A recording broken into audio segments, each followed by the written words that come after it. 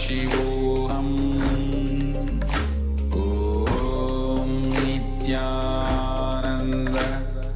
Paramashivoham Om Nityananda Paramashivoham Om Nityananda Paramashivoham. Yes, Nityanandam, and welcome back to all the participants after today's darshan. And a wonderful first Venkateshwara darshan from Swamiji, and then we all had the blessings of sitting in front of Kalabarava himself. And we hope that you all enjoyed witnessing the very sacred sannyas initiation and given by Kalabarava himself. Very blessed moment. And if any of you here in the Zoom chat are even interested in sannyas, don't hesitate to drop a message in the Zoom chat and we'll be happy to guide you. As Swamiji said, Kailasa has acquired an enormous land and which will be the world's largest monastery. And with this opens incredible opportunity for each one of us. Come and take up the lifestyle of sannyas and begin this extraordinary journey. So we have a question. Where is it? This is yet to be announced, but you can expect the answer very soon. So stay tuned. Surely, very soon, this will be communicated as well. And if anyone has interest in the lifestyle of sannyas, wants to join Kailasa, don't hesitate to drop a message here in the Zoom chat, and we'll be more than happy to guide you and assist you to start your journey towards Kailasa. So with this, let's resume with our sessions, Paramashivoham Level 1, and we'll be starting with the power manifestation as usual. We request all the participants to gather back and come on camera. We still see a few of you whose camera is deactivated. Please come back. And we have some very young participants as well who have come for the program. Welcome. And let's get ready to start the power manifestation. We'll be manifesting the power of changing the weight, which we have been doing throughout the day. You can practice this power either on your own body or for an object, which is what we have been doing throughout the day. So you can decide. You can also decide whether you'd like to increase or decrease the weight. Just make sure that you have the initial measurement. If you manifest with an object, just keep that object in front of you once you have taken the measurement of the weight. And so today we have been discovering about the science of wealth manifestation, and techniques also, so that we can achieve the consciousness and the inner state with which we can manifest wealth in our lives. And now with this power as well, when we are manifesting the power of changing the weight, we are also building the right inner space, a powerful inner space to manifest wealth in our lives. So we request the participants now to get ready, have your object ready, make sure that you have taken the initial measurement, take note of it, and sit with your head, neck, and spine in a straight line. You can remember Swamiji in the form which you like the most, or in today's form as Venkateshwara, and just be in the feeling connection in the space of oneness with Swamiji, and chant the Mahavakya, Om Nityananda Paramashivoham. Have a conscious intention and hold on to visualization that the power is manifesting. You are changing the weight either of yourself or of the object, and sit with intensity and authenticity. And let's now begin this round of the power manifestation.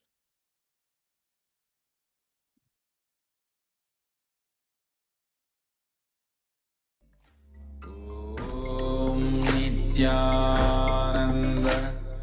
Paramashivoham Om Nityananda Paramashivoham Om Nityananda Paramashivoham Om Nityananda Paramashivoham Om Nityananda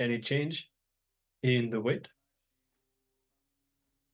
And you can also share your experience if you are successful in manifesting this power, if you're experiencing it in your inner space, and how the cognitive shift is happening. Please let us know and share.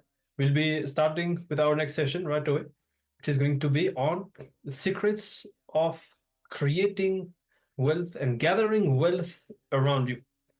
So here, as the title says, Swamiji will be revealing on how to gather wealth around us. What is the inner space that we need to create so that we can gather wealth around us? This is going to be from the Jain Sutras. So let's come to the space of listening and let's receive these powerful cognitions from Swamiji. And then we'll be going through the internalization exercise so that we can apply all of this to gather wealth around ourselves.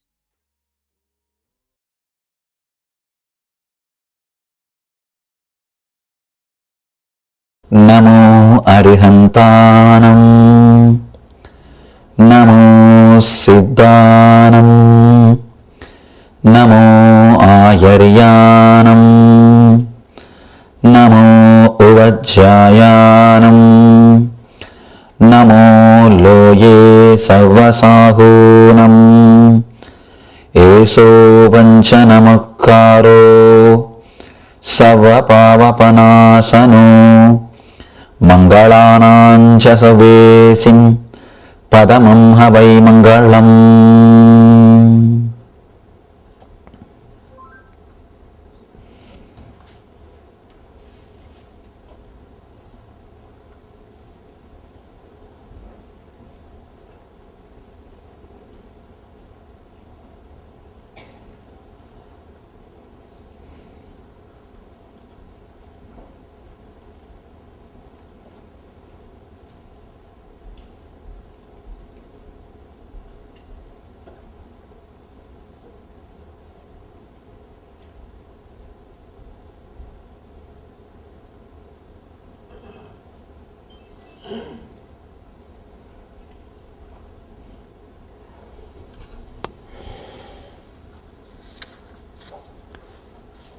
Today's topic is true knowledge.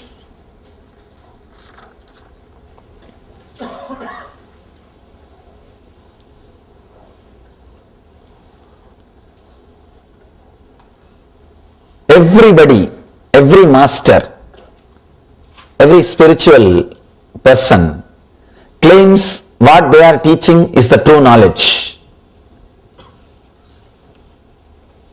How to find out what we are hearing is the true knowledge?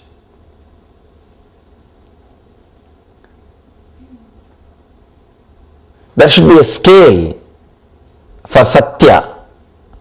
There should be a scale for truth. What is truth? There should be a definition. There should be clear idea with which we can find out whether it is truth or not. Mahavira is giving the touchstone definition of Satya here.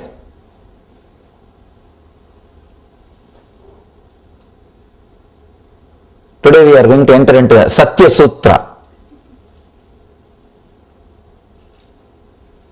He is giving the techniques, methods to find out what you are listening is a true knowledge or not. Through these beautiful sutras, before entering into the Mahavira Sutras, I wanted to discuss few things about this truth so that you will understand the greatness of Mahavira's words. See, one beautiful thing is Mahavira has lived Kshatriya life, the life of a king. To tell you honestly, if somebody has renounced the life of a king, he has seen the truth in reality. Please understand, an ordinary beggar becoming a Swami or renouncing the world, he has nothing to renounce. He has nothing to renounce. You can't even say he has renounced the world or he has achieved something. No. A king renouncing, that is the greatness. King achieving. One more thing, when a king achieves enlightenment, even his expression will be very sharp and to the core, to the point. He will speak to the point, because basically he is brought up without fear. King is a guy who only creates fear in others. He doesn't have fear. He doesn't bother. He is not going to use the socially polite words. But a guy who was poor or a beggar or a person who lived in forest, even if he becomes enlightened, he will not talk the truth completely. He has to use the socially polite words. He can't tell the truth which goes against the vested interests of society or king. But when a king becomes enlightened, he doesn't bother. He says the truth in the best way. He presents the truth as it is. Here, the best expression is happening because Mahavira was king. See, one more thing, when you live a life with wealth and richness, you know all the secrets of human mind. Understand? Wealth gathers around you only when you know the secrets of human mind. How to handle human beings who are coming in front of you.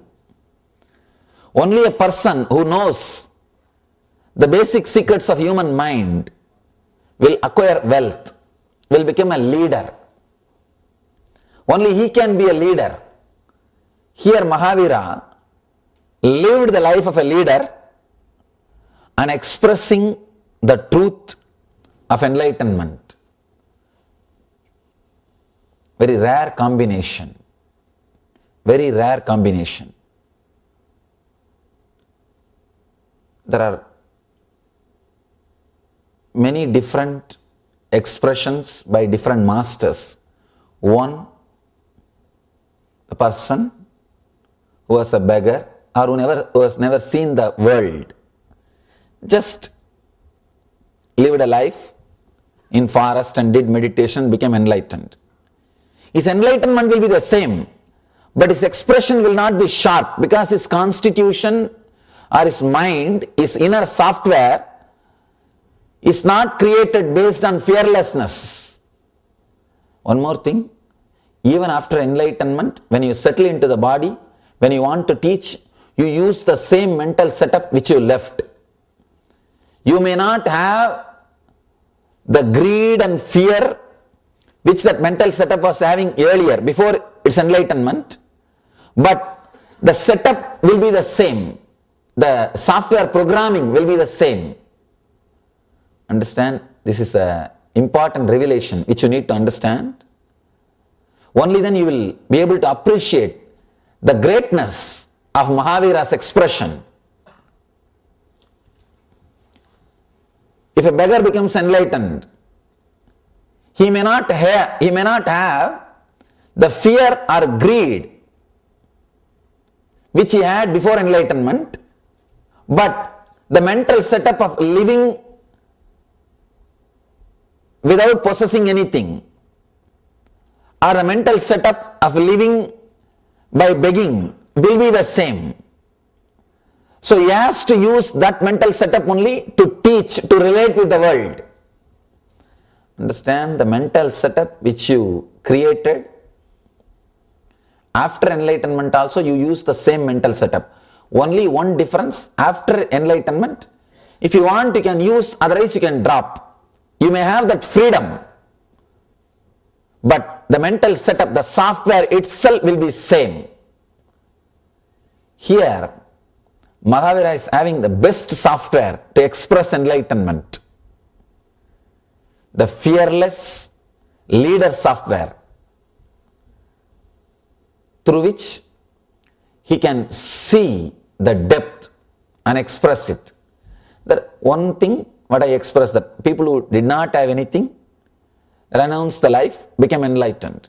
There are so many millions of examples I can give for this. Second, people who became enlightened but did not renounce after enlightenment. Example, Krishna, Janaka, all these great masters, they lived as kings, became enlightened, but they continued to live as kings. This is a second kind of a mental setup. One more thing, in this the difficulty is, they will express the truth with a clear software, with more clarity, better than the first group. Better than the first group, example is all rishis who lived in forest and became enlightened. They have never seen the world. So that is the first group. The second group, who lived as kings, became enlightened, but again continued to be as kings. Here the big problem is, their teachings is interpreted, experienced, understood by the people who have vested interests. Understand? When you are talking to your ministers, even if they don't understand, they have to listen. But Mahavir has no captive audience. Mahavir is not talking to captive audience. When Krishna is speaking to his ministers, when he is teaching to Arjuna, practically they are captive audience. Even if Arjuna doesn't want, he can't escape from Krishna. He has to listen because he is receiving some service from Krishna. When your boss makes some joke, you have to laugh. You can't do anything about it. You have to. Same way, when Janak is teaching, his whole court has to listen. They are captive audience. So, the person who is listening, whether he agrees or not, he has to listen. So, complete truth expression is not possible. It's not possible. I don't sit with my ashramites and take these spiritual classes. I give them only the instructions what to do. They ask me, what is this, Swamiji? You are not sitting and talking to us like this Shiva Sutras or Jain Sutras and all these sutras. I tell them, Arey, you guys are captive audiences. Whatever I talk, you have to listen. No other way. That way, truth can never be expressed. Truth cannot be expressed to a person who is bound to listen. Truth can be expressed only to a person who has got the freedom to doubt and question. Who has got the freedom to doubt. So you have a freedom. You can doubt me. And you have a freedom. You can put a question. You have a freedom to go out. Only to you, truth can be delivered. Truth can be delivered in its purest form only to a person who is not receiving anything else from a master. If you receive something else from me, apart from truth, you may be sitting here for that. You can't receive the truth. You are not qualified to receive the truth. Here, the whole thing, if you see, has come in a beautiful way. Mahavira is the ultimate category. Was king who became enlightened and renounced the kingdom. He is teaching, sitting on the platform of Satya. Only one thing is holding him, Satya. He doesn't have the title. He doesn't have any other title like a king. No. He is heard by the people just because he is enlightened. See, after enlightenment, if you are sitting on the throne of a king, people may hear you because you are king. You don't know what for he is sitting. You don't know why he is listening. You can't say people are sitting just because you are enlightened. They may be sitting because you are a king. There may be some other reason for you to sit. In India, during all our rituals, means the homas, yajnas, yaga, we give free food. But I never give free food during meditation programs. Because people may be sitting for food. I will not know whether they are sitting there to listen meditation or enlightenment or for food. I tell them give free food during yaga, during rituals, not during meditation. It is a disrespect to meditation. I don't want that. There should not be anything else associated with the spiritual truth. No. If you associate anything else with the spiritual truth, the possibility is there, the truth will not be heard properly. It will not be received properly. Here, Mahavir is talking to people who are not bound to him in any way. Who are not bound to him in any way. Seekers. One more thing. Seekers are the most dangerous people. Because you can't bind them. You can't bind them. And there is nothing which can bind them. You can bind them only by love and gratitude. So you can't even use the word binding. It can't be even a bondage. You can keep them together only based on love and gratitude. Here he is talking to a community of seekers who are not receiving anything else from him but truth. They are not there for anything else except truth. And he is not carrying any title. He has renounced all the titles. So nobody is sitting in front of him because he has got some title. Because he is a king of some place or he is somebody. No. People are sitting in front of him just to listen to the truth. He is a pure being without any personality, without any title. See, the word persona comes from a Greek root. In those days, the drama actors, they will use masks. That mask only is called persona. Personality means the mask which you are using. Janak has got mask. He is a king. Ashtavakra has to listen to him. No other way. Or the Sugabrahma, sorry, not Ashtavakra. Ashtavakra actually taught Janaka. Sugabrahma came to listen from Janaka. Sugabrahma has to listen because Janaka is a king. Sugabrahma is a captive audience. He is captured. He has to. Whenever a king speaks, you can't tell anything. But here with Mahavir, there is no other relationship except the master and seeker. The purity of relationship is important to maintain the purity of the teaching, purity of the truth. And one more thing, Mahavir has no vested interest. He is not talking to his people to make them do something. No, there is no ulterior motive. There is no goal. Whatever is said and done, Krishna has got a motive to deliver Gita. All he needs is Arjuna has to fight now. So he has to talk. He has to express the truth in such a way that Arjuna will start fighting. There is an ulterior motive. And not only that, Krishna is running a community. He is running a kingdom. So naturally, his words has to be heard. So the purity of relationship is not there. One more thing, Arjuna was thinking himself as a friend.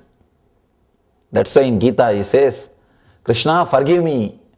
I thought you are my friend. Hey Krishna, hey Yadava, hey Shaketi. I called you as Yadava by your community name. I called you as my friend because he was thinking as a friend. So the purity of relationship is not there. You can't deliver a truth to your friend. You can deliver a truth only to a seeker. Here, the best mental setup, best software, and the greatest enlightenment, greatest experience of enlightenment, and right persons with the right attitude sitting in front of Mahavir. So the best truth is being delivered. True knowledge is coming out. He is giving us the scale. He is teaching us what is Satya and how to find out whether something is truth or not. One more thing, even Patanjali, the greatest scientist of the inner world, says Apta Pramana, the words of an enlightened beings can be accepted as a truth. So that can be considered as a scale. If an enlightened being says, you can take it for granted, it is truth. But Mahavir says no. He doesn't even want to say that anything told by an enlightened being is truth. No.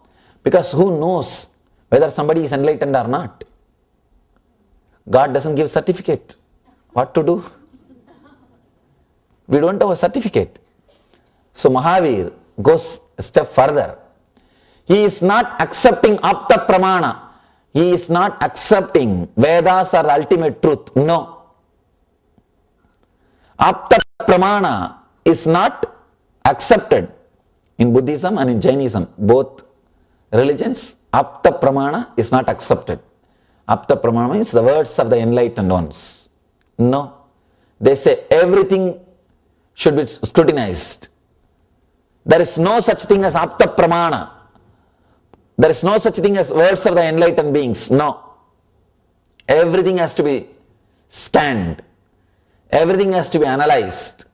He is giving beautiful teachings to find out what is truth and which is true knowledge. One more thing, please understand, this true knowledge, this is like a touchstone. If you use the sutras and analyze all your decisions which runs your life, all your ideas which is base for your life, you will achieve Satya. Lord so says, if you are established in truth, you don't have to do any spiritual practice. If you understand this one sutra and redefine all your decisions, ideas, concepts about your life, you don't need to practice any spiritual discipline.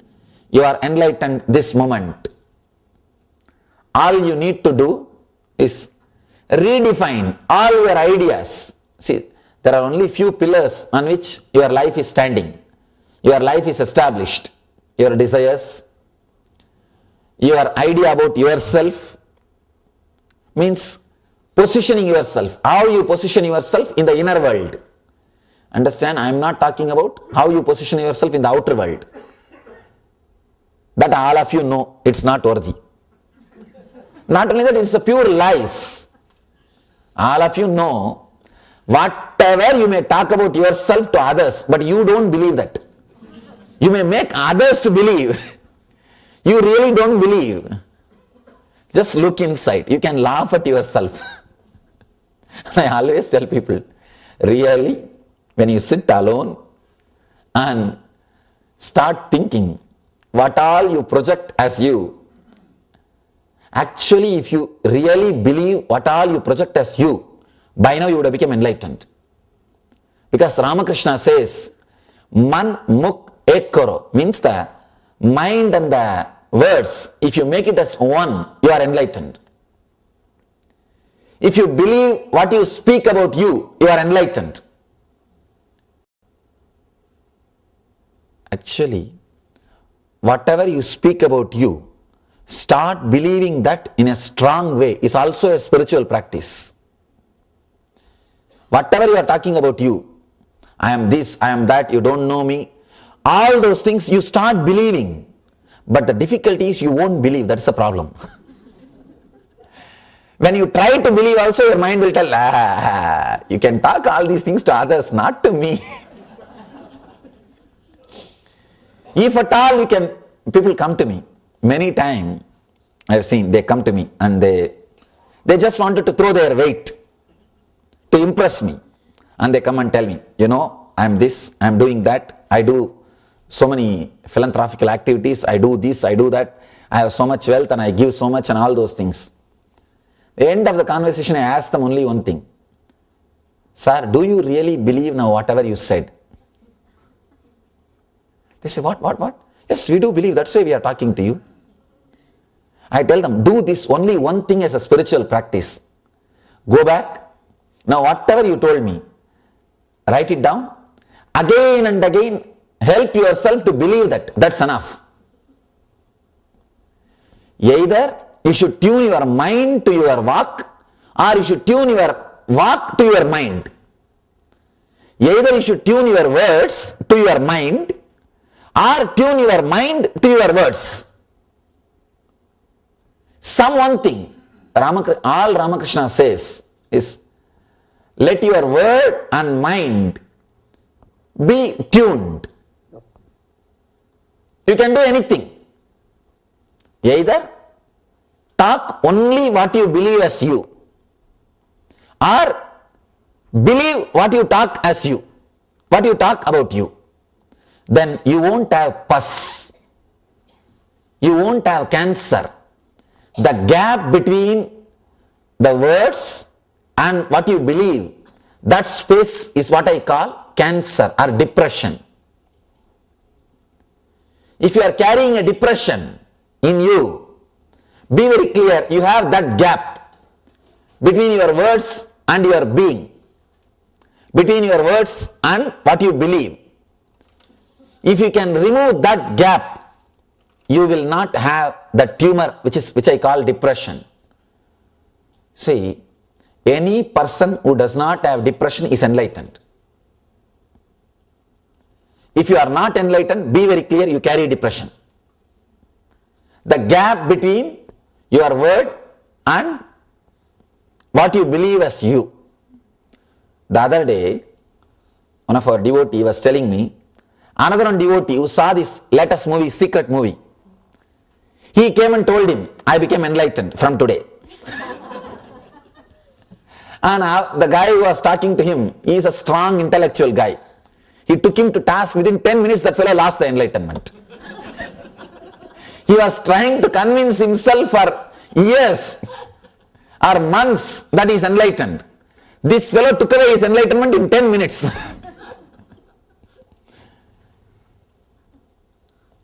He is only telling others he is enlightened. He himself is not able to believe. Because anybody can come and talk to you and in 10 minutes you lose your enlightenment. Then what kind of enlightenment? Either you should have courage to really believe what you are talking, or talk only what you believe. See, one thing, important thing, this is an important truth which you should know. Sometime you may radiate enlightenment without even knowing the word enlightenment. I have seen in Himalayas, there was a great Mahatma, one Naga Baba. Naga Baba means doesn't wear clothes. I had the fortune to be at his feet for 6 months. I was blessed, fortunate enough to be at his feet. He will always be smoking ganja. What do you call? Marijuana. Huh? You may think that how can a person who is smoking ganja be enlightened? That's what I also thought. When I went to serve him, you see, traditionally you are supposed to serve elderly sadhus to achieve enlightenment. So before my enlightenment, I was serving. Wherever I see some elderly sadhu, I will go and sit at his feet I'll give them whatever food I can collect and give, beg and give, and wash their vessels, and whatever little help, small help I can do, I used to do. One thing I was surprised, I have never seen him eating. No food and no water, except ganja, nothing else. I was shocked. But such a pleasing person, I don't have any word. When you go and sit around him, you will feel so beautiful. And you will feel like sitting around him because he was so innocent. He is not even aware he is innocent. He is not even aware he is innocent. I have never seen him wearing any clothes. He's an avaduta, naga, no clothes. And he is not even bothered. He is not bothered about anything around the world.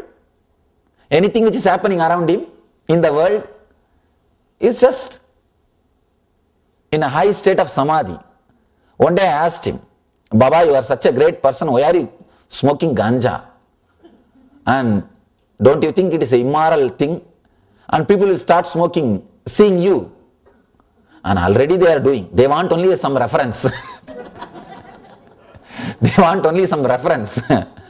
And especially a person with a reverence, if he becomes a reference, then you can do anything. I asked him. He said that beautiful word. Fool, you think that a big elephant can be tied inside a small hut? I can't live inside the body without any desire. So I have to just dull myself. Understand? When he said, I saw the authenticity. The other guy also, one more guy came and spoke to me. He said, Swamiji, I am also smoking to put me inside the body. I told him, do whatever that Naga Baba is doing, then do this also. He doesn't wear clothes, he doesn't eat, he doesn't drink. You also do all those things. Then do these things. Then you can justify. You can't just do whatever you want unless it becomes your experience. One important thing I saw in him, when he was telling that I had to dull myself, it was an authentic truth. His mind and his words were in one line. Not only that, when you live around him, you realize he is established in Satya. He is established in truth, not for any vested interests. See, if somebody doesn't eat or smoke, if somebody doesn't eat or drink, they would have made a big business out of that power. But I have never seen him making big fuss about it. If people ask him, why you don't eat, Baba? He says, who will get up and go and cook and eat? Forget about it. He will not even show that it is a big power. You won't even see that ego, that he lives without food and water. No. When you are really established in truth, you will not be aware of your own powers. You will only radiate, but you will not know those words. I asked him, what is Atmajnana? He does not even know that word, but he is an Atmajnani. What to do? He is radiating Atmajnana. He is radiating enlightenment, but he doesn't know the word. And he said, I am fortunate I did not learn about Brahman. I achieved Brahmajnana because I did not learn those words. Same way Ramana Maharshi. When people ask him, what is the Brahmajnana, what is the Atmajnana? He said, I am fortunate I did not learn those words before my enlightenment. Because learning some words may postpone your enlightenment. Sometimes learning too many words will postpone your enlightenment. I always tell people, never read any book which is written by an unenlightened person. Don't read anything which is written by an unenlightened person. No. Because you may create words which will stop your enlightenment. You will create a negative software which is not supporting the enlightenment process. Enlightened person's words will create a positive software in you which is constantly inspiring you towards enlightenment. See, in the end, all enlightened masters will be pushing you towards sadhana, towards enlightenment. One of the Ramakrishna's disciple, his name is Brahmananda. He says, if you read Ramakrishna's words, there is a beautiful book called Kathamrita, Sri Ramakrishna Kathamrita, we call in English Gospel of Sri Ramakrishna. He says, if you read that book every day for 1 year, I assure you will have the darshan of the ultimate. You will experience enlightenment. You will be shocked. How can a person assure, how can a person say that enlightenment in 1 year, guaranteed? I tell you, when you read these master's words again and again, when you listen these great master's words again and again, you create a new software, you create a new mental setup which reminds you the ultimate truth again and again, which inspires you towards that higher ideal again and again. Every day you are again put on the track. You are again inspired to run. You are again given the enthusiasm to take up the journey. It's like a everyday inspiration, and it creates a new mental setup. It is true, when you read or listen to the master's words for 1 year, and 1 year is too much time. 1 year is enough to create a mental setup which will radiate enlightenment. It's like there is a light. In every one of you, that light is there. In front of the light, if there is a wall, that light can't shine. If there is a glass, that light can penetrate and it can shine. Putting glass instead of wall is reading enlightened beings' words. As of now, you have a big wall. In front of your light, the Swayam Prakasa Jyoti, the self-effulging light, which is inside your being, you have put big wall. That wall is your mind. If you just put a glass instead of that wall, the glass means the mental setup which can allow that light to express itself. The mental setup which does not block or stop that light expressing itself. You will see that enlightenment is radiating through your senses. It is radiating through your being. See, I can't even say enlightenment needs to be achieved. No. Your senses are supposed to be purified so that that light can penetrate and express through it. That's all. All of you are having it. No doubt about it. All you need to do is purify your body and mind so that you can allow that to express through it, so that it can radiate. Nothing else needs to be done. The purifying mechanism or the alchemy process, you can't even call as mechanism, alchemy process is what I call flooding yourself with this truth, Satya. Vivekananda says, flood your whole being with the truth. Whatever can be washed away, let it be washed away. The earlier they are washed away, better for you and the people who are around you. See one thing, if you have a clear idea about what you believe as you and what you talk about you, what you express as you and what you believe as you will attract that same kind of people around you, and you will live completely ease. Yes. So what you believe, according to that, you will attract the people around you. So what you believe is an important part of whether you will be able to attract wealth or not in your life.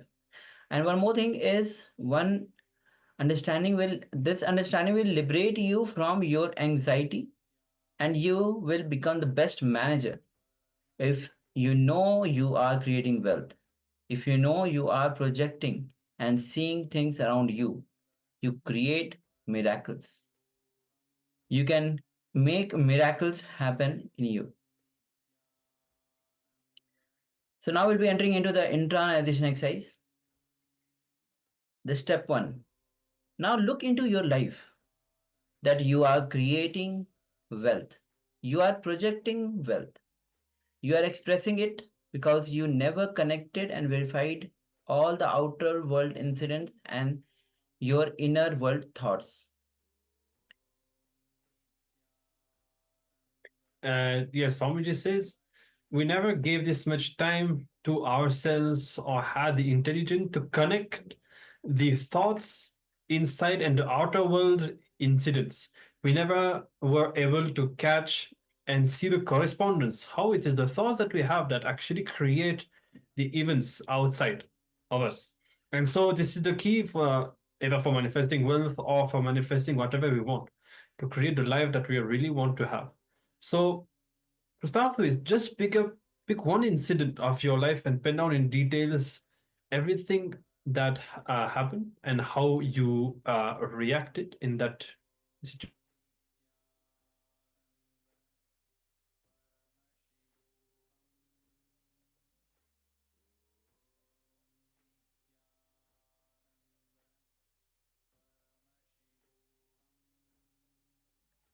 So you're just going to choose one incident, okay? And you're going to describe how you reacted, what happened, what was the situation, and then you're going to look back at the incident from the understanding that you are creating the whole thing. Okay, so for example, your manager is waiting on taking your promotion forward, and in frustration, you reacted and started to gossip about the manager to your other colleagues that only made the situation worse. Now, instead, look into your life and see what inner thoughts you had when you filed for promotion. Maybe you thought that this would not work out. Maybe I need to work harder, and you had a doubt in your mind.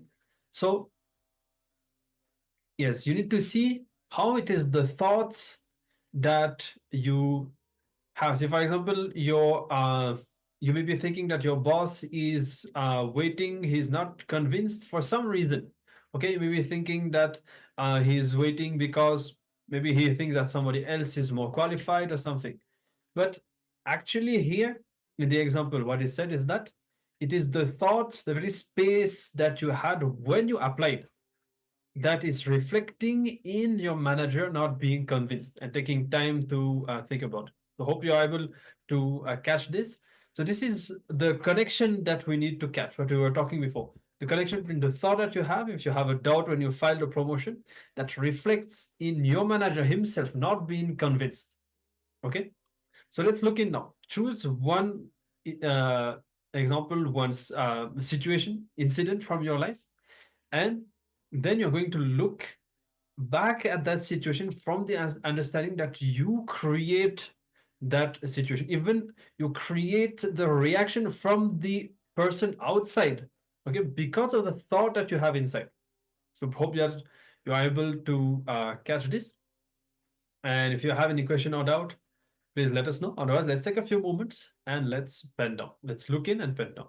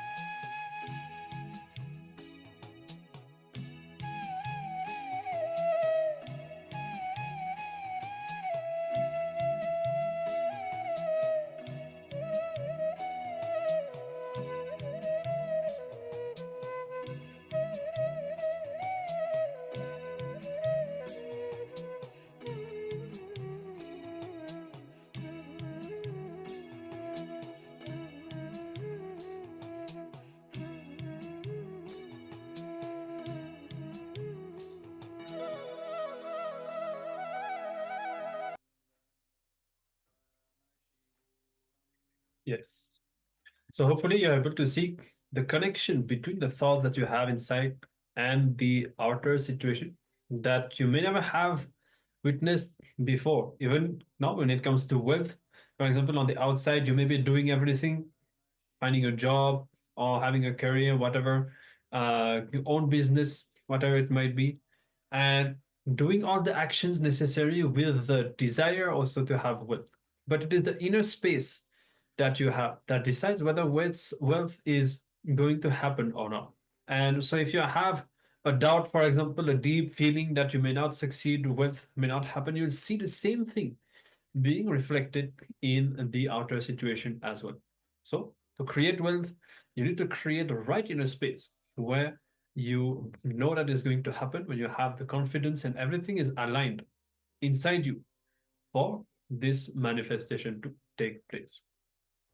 So with this, conclude this exercise and we come to the conclusion of today's sessions, the science of creating wealth, and we'll be going even much deeper into this science, continuing from what we started in Paramashivoham Level 2 in just a few days. So we invite and highly recommend all of you to continue your journey towards Paramashivoham Level 2 to continue learning and master the science of wealth consciousness that Swamiji has revealed. Yes. So now, again, tomorrow we'll be back with exciting sessions, and tomorrow it will be on Bhakti Spurna. Swamiji says Bhakti is beyond enlightenment. Bhakti, when you immerse yourself in Bhakti, you just surrender yourself. That is a direct way to be established in eternal bliss, ecstasy. You don't need any other technique, method to put yourself, work on yourself, and then establish yourself in the eternal bliss. But if you just bring bhakti, or surrender automatically comes and you just directly fall into the space of that eternal bliss. So we'll be going through on the various ways how to cultivate bhakti. So, and Swamiji will be revealing much more into depth of what is bhakti, what is devotion, and how to surrender. And Swamiji himself is incarnation of Paramashiva. Having bhakti towards Swamiji will directly put us in the space of that eternal bliss, joy, ecstasy. Yes, so with this, thank you all for having been with us throughout today's day of session. We look forward to seeing you again tomorrow. And let us conclude now today's Paramashivoham Level 1 with a Purna Mantra. Om Purnamadav Purnamidam Purnat Purnamudachyate Purnasya Purnamadaya Purnamevavashishyate. Om Shanti Shanti Shanti. Hari Om Tat Sat. Sarvam Bhagavat Sri Nityananda Paramashiva Padukarapanastu. Om Nityanandam. Thank you all, Nityanandam. Nityanandam.